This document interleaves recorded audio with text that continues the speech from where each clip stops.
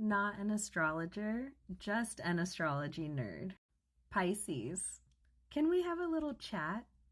Pisces season is such an important season because it's closing out the astrological year. On the last day of Pisces season, let's go ahead and go over all the amazing, majestic things about your sign. You, Pisces, are a water sign and you are the fish. However, to me, you are way more mermaid than you are fish.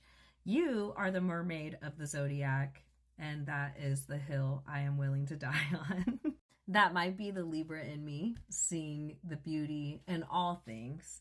And the beauty of a Pisces is very specific and very different than a Venusian beauty. Venus rules Libra and Taurus, whereas you, Pisces, are ruled by Neptune. The difference with a Neptunian Piscean beauty is it's not restricted by the rules of vanity. It's not about vanity at all. You travel to the watery depths of the earth, and you, Pisces, are, as a water sign, connected to the earth sign Virgo. You are the 12th sign of the zodiac, and your counterpart Virgo is the 6th sign. You are unafraid of the depths of water.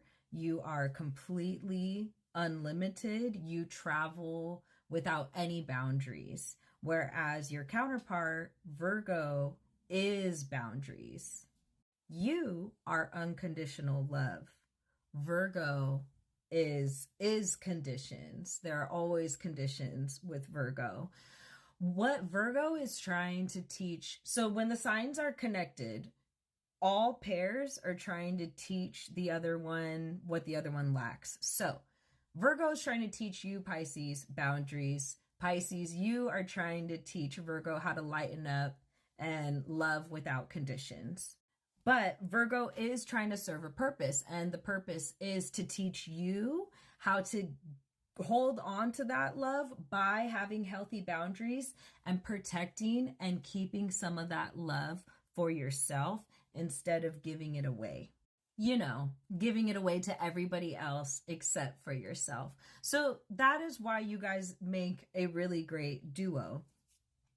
The thing about a Pisces, Virgo is comforted by putting things in boxes, labeling them.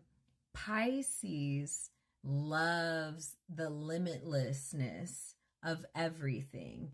And you really cannot put Pisces in a box. Virgo's comfortable with that. Pisces is not. Trying to put Pisces in a box can be really harmful to that energy, no matter what it is. Like, let's say that you're very Piscean influenced, just speaking of your aesthetic, right? Like, let's say you dress kind of like eccentrically, beautifully, bright colors, and somebody's trying to put you in a box, dim your light, tell you, maybe you should think about wearing something a little less loud or something like that. It is especially harmful to the energy of Pisces, more so than the other signs. And for that reason, Pisces, if anybody's ever trying to put you in a box, those are truly not your people. Just don't even try to overthink it. Those aren't your people. Those really aren't. What lives inside of a Pisces heart, inside of their soul, inside of their mind, is this beautiful psychedelic playground. So when I'm comparing Venusian beauty to Neptunian beauty, this is what I am talking about. It's not about having everything primmed and proper and planned out. It's not about having the perfect hairstyle or staying with the trends or going against the trends. It's not about any of that. It's about the rainbow, the multifaceted, and especially the creative aspects of beauty, which means breaking the rules a little bit from time to time. Where this creativity comes from is the fact that Pisces rules the subconscious, so where we go when we're asleep. It rules psychic abilities or psychic connections. And it also rules Neptune, which is who you are ruled by, rules fantasy, escapism. Think of like a sci-fi beautiful playground. This is your superpower.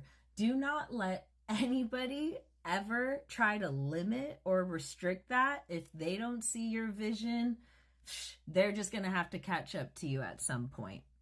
Drew Barrymore, a Pisces sun, is often called out for her touchiness and her affections on her show. Some people have treated her like she's a menace. They're like, she must be stopped. Just stop touching your guests. Stop being so loving and stop being so sweet. And she just can't help herself, even to the point where she needs to connect with the person. She wants to be eye to eye. She wants to be face to face. She even is going to put herself on the ground, leveling herself out with her other guests.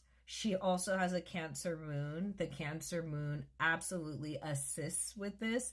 And I would even argue that Cancers may be more touchy than Pisces. Pisces isn't always as touchy as Drew Barrymore, but the two infused, the Cancer and the Pisces together, oh my goodness. So she might not be everybody's cup of tea. It might weird out some people, but this actually has become kind of her signature now in her career on her show.